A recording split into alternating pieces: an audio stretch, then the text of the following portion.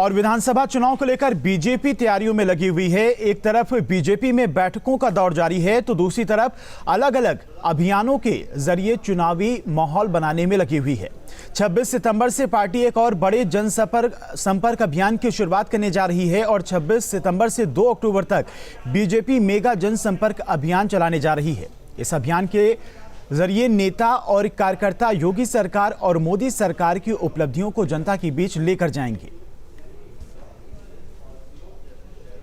चुनाव अब नज़दीक आ रहे हैं, इसलिए संगठन की तरफ से 26 सितंबर से लेकर 2 अक्टूबर तक हम व्यापक स्तर पर जनसंपर्क चलाने जा रहे हैं, जिसमें हम अपने सरकार की 4.5 साल की उपलब्धियां और आदरणीय मोदी जी के नेतृत्व में उनके मार्गदर्शन में पिछले 7 साल में जो कार्य हुए हैं, इन दोनों कार्यों को लेकर जनसंपर्क करेंगे, लोगों के बीच जाएंगे, लोगों को बताएंगे कि किस तरह से हमारी नीतियों से, हमारे कार्यों से लोगों के जीवन में व्यापक बदलाव आया है और इस दौरान उनसे संवाद भी करेंगे।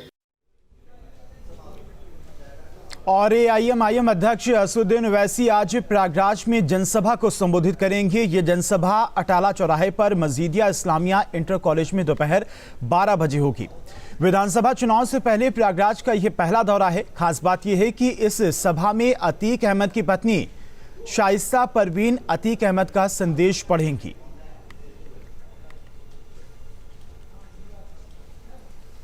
और यूपी में कमजोर हो चुकी अपनी सियासी जमीन को एक बार फिर मजबूत करने के लिए कांग्रेस तैयारियों में जुट गई है। विधानसभा चुनाव के मद्देनजर कांग्रेस प्रधानमंत्री मोदी के संसदीय क्षेत्र वाराणसी से चुनावी अभियान का आगाज करने जा रही है। 2 अक्टूबर को प्रियंका गांधी वाराणसी में प्रतिज्ञा रैली को संबोधित करेंगे और इस रैली में पूर्वांचल के 8 जिलों के कार्यकर्ता शामिल होंगे। ये रैली रोहिनिया थाने जगतपुर डिग्री कॉलेज के ग्राउंड में होगी, जहां से कांग्रेस के चुनावी अभियान का आगाज होगा। हम 2 कार्यक्रम प्रदेश कांग्रेस कमेटी के द्वारा यहाँ पे तय किए जा रहे हैं। एक तो 2 अक्टूबर को रैली का आयोजन किया जा रहा है, जिसमें हमारी अखिल भारतीय कांग्रेस कमेटी की महासचिव और उत्तर प्रदेश की प्रभारी आदरणीय प्रियंका गांधी जी उसमें शामिल होंगी। और उसके साथ साथ जो है 7 अक्टूबर से जो है प्रतिज्ञा यात्रा जो है वो पूरे प्रदेश में निकाली जाएगी, जिसमें बनारस से भी एक यात्रा जो है हमारे वरिष्ठ नेताओं के नेतृत्व में निकलेगी। और 2022 के विधानसभा चुनाव की तैयारियों में जुटी कांग्रेस पार्टी नवरात्र में 150 उम्मीदवारों के नामों का ऐलान भी कर सकती है। यह भी बताया जा रहा है कि कांग्रेस ने 40 सीटों पर प्रत्याशियों के नाम तय कर लिए हैं। वहीं कांग्रेस पहले 22 सितंबर से संकल्प यात्रा की शुरुआत करने वाली थी, लेकिन अब संकल्प यात्रा की शुरुआत भी नवरात्र से करेगी। ये बताना है कि चुनावों को लेकर कांग्रेस अभी पूरी तरह से तैयार नहीं है।